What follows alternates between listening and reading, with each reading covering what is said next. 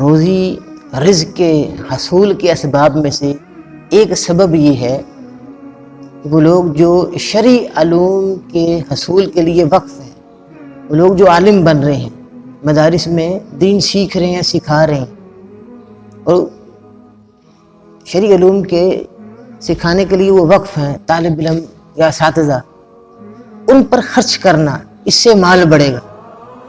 اس کی دلیل حدیث میں آتا ہے کہ نبی صلی اللہ علیہ وسلم کے زمانے میں دو بھائی تھے،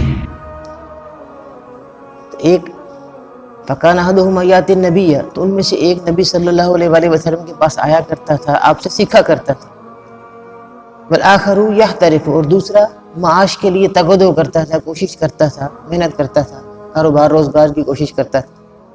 فشکل محترف اخاہ الی النبی، تو وہ بھائی جو کاروبار کرتا تھا، تجارت کرتا تھا، اس نے اپنے دوسرے بھائی کی جو نبی علیہ السلام کے پاس بیٹھا رہتا تھا، اس کی آپ سے شکایت کی۔ فقالا، تو آپ نے فرمایا، لعلک ترزق بہ، شاید کہ تم کو اسی کی وجہ سے رزق دیا جاتا ہے۔ وہ جو مسجد میں بیٹھا رہتا ہے، دین سیکھ رہا ہے، اس کی وجہ سے دین کی روشنی پھیلے گی، اسی کی وجہ سے تمہیں رزق دیا جاتا ہے، تم اس کو حقیر مت سمجھو۔ تو علماء جو دین سکھا رہے ہیں، مساجد میں دین سکھا رہے ہیں، مدارس میں، ہمارے جو مدارس ہیں اس میں طلباء جو بچے پڑھتے ہیں، وہ صرف وہی کام کر سکتے ہیں، وہ صحیح طریقے سے وہی کام کر سکتے ہیں۔ ان پر خرچ کرنے سے رزق بڑھتا ہے، ان پر خرچ کرنے سے پیسہ بڑھے گا، آسانیاں پیدا کرے گا اللہ تعالیٰ۔ ایک اور حدیث میں آتا ہے، آپ نے فرمایا کہ ابغونی فی ضعفائکم فانما ترزقون وتنصرون بضعفائکم، کہ مسکین لوگوں پر، کمزور لوگوں پر خرچ کرنا، جو کمزور لوگ ہیں، نادار ہیں، ان پر خرچ کرنے سے بھی اللہ کی مدد بھی آتی ہے اور رزق بھی دیا جاتا ہے۔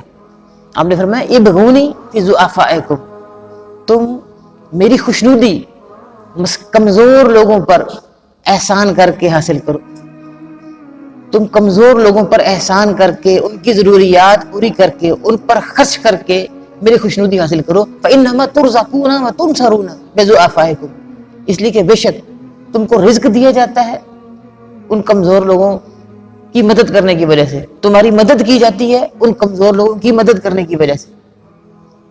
اب ہمارے معاشرے میں جو صاحب ثروت لوگ ہیں، امیر لوگ ہیں، اگر وہ نادار کمزور لوگوں پر خرچ کرنا شروع کر دیں تو ان کا رزق بھی بڑھے گا، ان کی بھی مدد کی جائے گی، اور جو مساکین ہیں، فقراء ہیں، ضرورت مند لوگ ہیں، ان کی ضرورتیں بھی پوری ہوں گی۔ تو بہت خوبصورت نظام بن جاتا ہے۔